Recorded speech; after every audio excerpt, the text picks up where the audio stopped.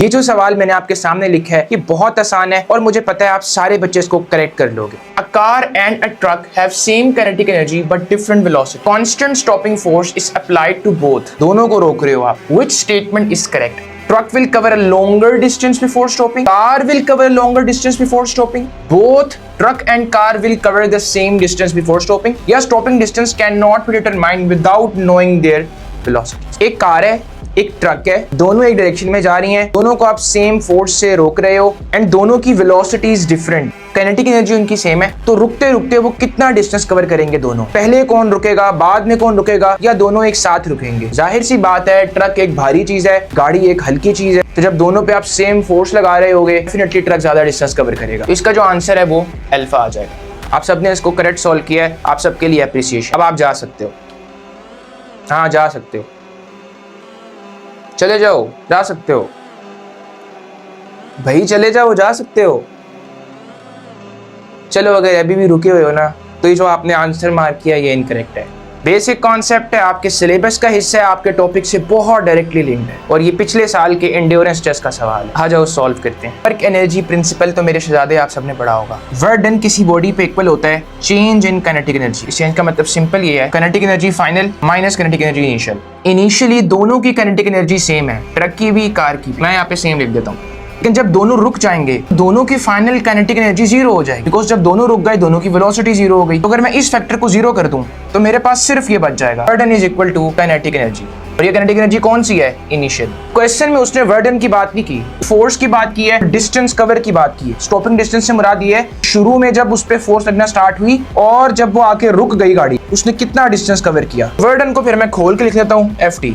मैं इस फॉर्मूला को रीअरेंज करता हूँ और डिस्टेंस निकालता हूँ। इसके रीजन ये है कि भाई उसने क्वेश्चन में ये पूछा हुआ है कि कौन जल्दी रुकेगा, कौन बाद में रुकेगा, या फिर दोनों सेम रुकेंगे। मैं दोनों के लिए ज्यादा सॉल्व कर लूं और दोनों का अगर मेरे पास डिस्टेंस का आंसर आ जाए तो मैं देख नहीं सकता। Kinetic energy for example 1000 joules है ट्रक के लिए, कार के लिए कितनी होगी? डेफिनेटली 1000 जूल ही होगी, तो उसने क्वेश्चन में लिखा है दोनों की काइनेटिक एनर्जी सेम है। अब ट्रक को और गाड़ी को जो फोर्स रोक रही थी वो भी दोनों की सेम है, a constant stopping force. For example वो 100 है, यहाँ पे भी 100 आ जाएगी।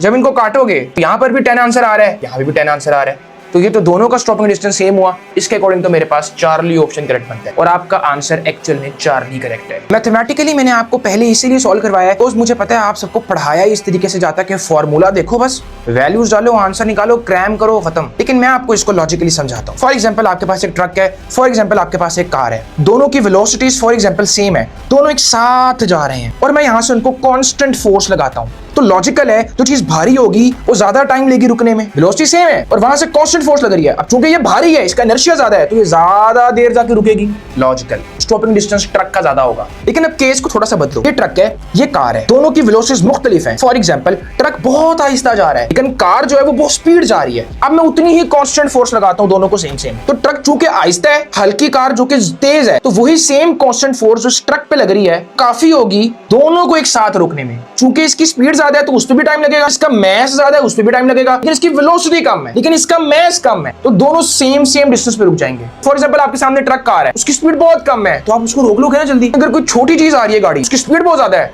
तो आपको मुश्किल होगी। तो इस तरीके से एडजस्टमेंट करके दोनों का स्टॉपिंग डिस्टेंस मैंने सेम कर दिया। लॉजिक समझ आई? अब काइनेटिक एनर्जी का आपके सामने फार्मूला ये है, ट्रक का मैस ज्यादा है उसकी वेलोसिटी कम कर दो, और गाड़ी का मैस कम है उसकी वेलोसिटी ज्यादा कर दो, तो दोनों को रीएडजस्ट इस तरीके से करो कि दोनों की काइनेटिक एनर्जी सेम हो जाए। काइनेटिक एनर्जी क्या थी? एनर्जी ऑफ मोशन, और दोनों पे कांस्टेंट फोर्स लग रही है। उस फोर्स का काम ही यही है कि वो उससे काइनेटिक एनर्जी निकालेगा। दोनों में जब सेम है तो दोनों की निकलती रहेगी साथ साथ, दोनों एक साथ रुक जाएंगे।